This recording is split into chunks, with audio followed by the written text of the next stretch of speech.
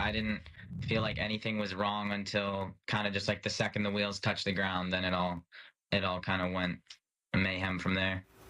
Recounting a terrifying scene. You just heard one of the passengers on that commercial flight that flipped over while landing, leaving those passengers upside down on the runway. And nearly all of the survivors are now out of the hospital just one day after that Delta Airlines jet went belly up and then burst into flames. Investigators in Toronto are now trying to determine whether strong winds played a role. Yeah, and Kaylee Schuyler joining us live outside of Toronto Pearson International Airport with the very latest. And Kaylee, we've seen those videos surfacing of what happened. It's just terrifying.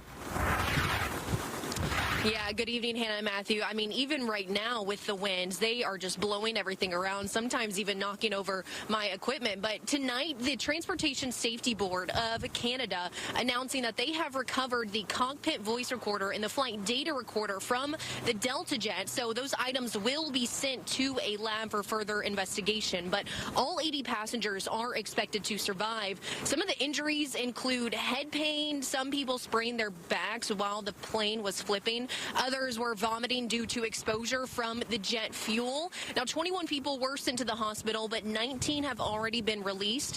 One passenger details the moments that the plane crashed. We hit the ground and kind of just bounced up and turned on our side, and we're sliding on our side for a while, or honestly not as long as I thought we were going to slide for, and then we ended up upside down, and we were hanging by our seatbelts upside down for a second. This all happened right as the plane touched down, and wind gusts were up to 40 miles per hour at the time. The passenger you just heard from shot video of the evacuation. Officials say it was a textbook emergency response as the flight crew helped passengers off the plane, and first responders rushed to put out the fire. Upon arrival, there was jet fuel and there was flames. We do have specialized aircraft rescue firefighting equipment that carries water, foam, and dry chem, and that it is utilized to smother and cover up the jet fuel. Once the fires were knocked down, the crews did make entry and perform primary search and rescue.